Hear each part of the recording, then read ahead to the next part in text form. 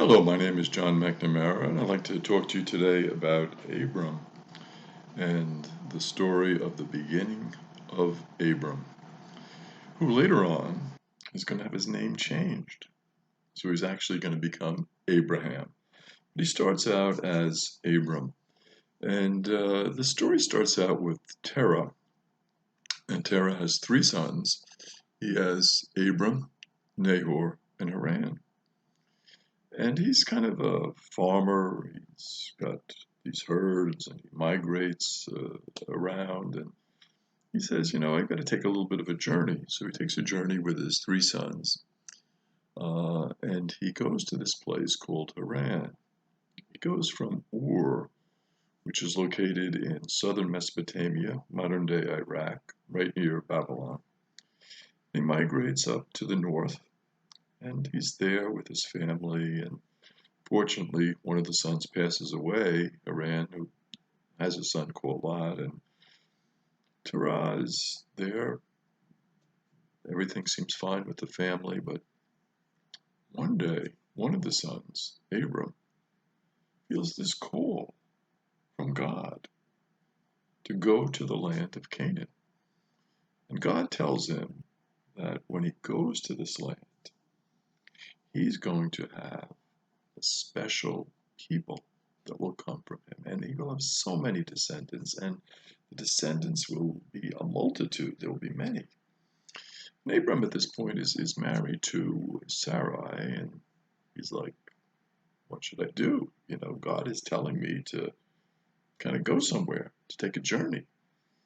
But should I leave the rest of my family and go? And what should I do? And he's a little confused, but he really feels that this is a call from God. This isn't his own idea. He really has a sense that God is calling him. So because of that, because he really feels this conviction, he pulls up all of his tents and he takes his flocks and he decides to go to this new land, a place that he's never been to before, that he doesn't know too much about. He's heard a little bit about it, experienced some of the traders that have kind of come through the city, the town, and so he's heard some stories. But he's really taking a big risk. He's really going on this journey, not knowing exactly where it's going to lead. So he goes to this land of Canaan, and it's a beautiful land, and he's really enjoying it, and goes to several towns. And it's funny, at each of these places where he goes, he builds an altar. And at the altar, he offers praise to God, and he thanks God, and he really feels this connection with God. But unfortunately, there's a famine in the land. So he said, what am I going to do now?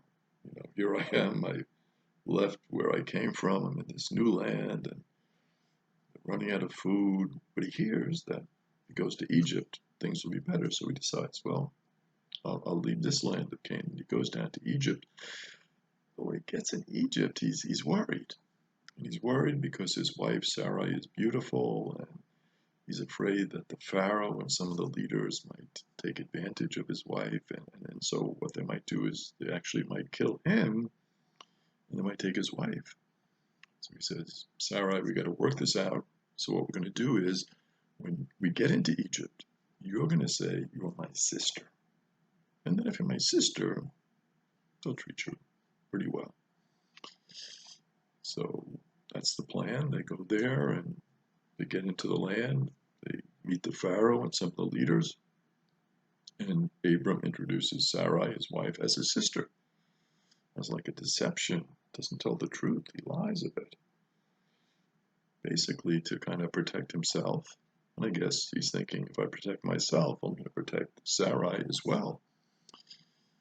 So they do that, and Pharaoh sees this beautiful woman, sister, and as the custom of the time, he takes Sarai into his house.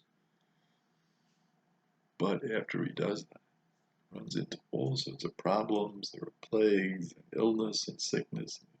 What's happening here? And he traces it back to the fact that Sarai is really not his sister. Finds out that really Sarai is the wife of Abram. So he confronts Abram and says, "Why did you lie like this to me? Why did you tell me this?" And he said, "Well, just to really, I thought something might happen to her and to me." And so Pharaoh says, "Leave." And Abram takes off with Sarai and continues on his journey. Winds up going back to the land of Canaan because the famine had sort of subsided at that point. And what do we learn from Abram at this point? We learn that he is a person who puts a lot of trust in God, who goes on these journeys not knowing exactly where things are going to lead or how they're going to work out, but he has a promise. He has a promise from God that he will have many descendants and he will be given a special land. And so he responds in a positive way to that promise. So he becomes the father of many faiths by responding. So we learn the lesson here really of putting our trust in God. It's difficult. We don't always know the answers. But when we put our trust in God, we're saying, "God, you come first in my life." And we say yes to God. And so Abram is celebrated as our father Abraham. His name is going to become changed in a little while in the story because he said yes to God. And as we know, Father Abraham has many friends.